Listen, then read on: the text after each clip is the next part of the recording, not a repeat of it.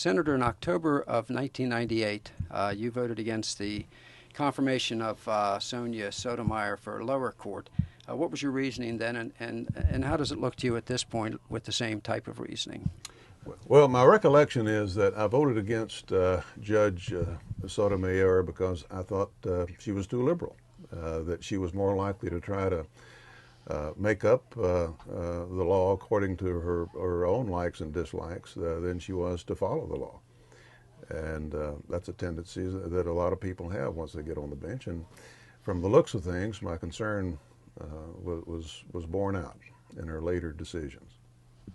Thank you, sir. One of the points of consternation, promises to become increasingly controversial, is what appears to be her tendency to issue perhaps race-based decisions. And let me read you her quote here because I don't want to get it wrong. She said that a Latino woman with the richness of her experiences would be more often than not reach a better conclusion than a white male who hasn't lived that life. How do you feel about taking that approach to the impartial administration of the law? Well, Judge Sotomayor's statement about Latino woman probably reaching a better conclusion than a white male is really kind of remarkable. I don't know why a sitting judge would ever say anything like that. A person's background, we all have various backgrounds, that goes without saying. But a person's background should not be determinative with regard to a case with two litigants before them. It goes to show that with her, as with a lot of people on the bench, it's about them more than it is oftentimes about the law or about the litigants before them. It's about their processes, what they think, what they believe. In many cases, it's quite a passive role that a judge has, and it doesn't get them in the limelight, but that's their proper role, and statements like that indicate that she very well may not follow that. I think she's had six decisions that have gone up besides the Supreme Court, 5 of which have been reversed. I believe in the 6 where they agreed with her, they agreed with her decision, but not her reasoning. How do you feel about her experience and how her experience applies to her sitting on the Supreme Court now? Yeah. Well, I think it is true that apparently most of her cases that have reached the Supreme Court have been reversed. And that indicates that in a lot of cases she's not following the law. My concern is this. I think when you're an appellate judge, you have to be bound by what the Supreme Court says. If you deviate too much from it too often, it's quite obvious.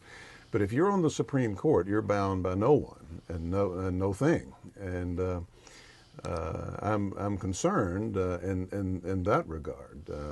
If when she gets on the bench she shows those tendencies, then she'll become a super legislator instead of a Supreme Court justice, and that's not the way our system was set up. One more question. It's off the subject of the Supreme Court. It's the political situation in America today. There seems to be almost a desperate feeling abroad throughout the country that those on the conservative side of the ledger see a lack of leadership in Washington. The Tea Parties originated absolutely from the grassroots, and then the Republican senators and the chairman of the Republican Party came knocking on the door later, be asked to let in. That wasn't the case with you. You were there from the beginning. We see in California, grassroots moved to turn over the attempts by the Republicans to raise their taxes by a Republican governor. Mm-hmm. What do you say to the American people about the lack of Republican leadership that they see in Washington, and what hope do you offer them? Yeah, I think there is a lack of Republican leadership right now. Some of it's understandable. We just elected a Democrat as president. But we're going to have to get our act together, stick to our principles, and circumstances change. Some things we can't control. The pendulum swings, though, and we've got to be in a position when it swings back, when the effect of some of these Obama policies takes effect and people see what they're dealing with, even independents and some Democrats, that we're in a position to once again resume the role of leadership. And that can only be done by staying with our basic principles and what we believe in.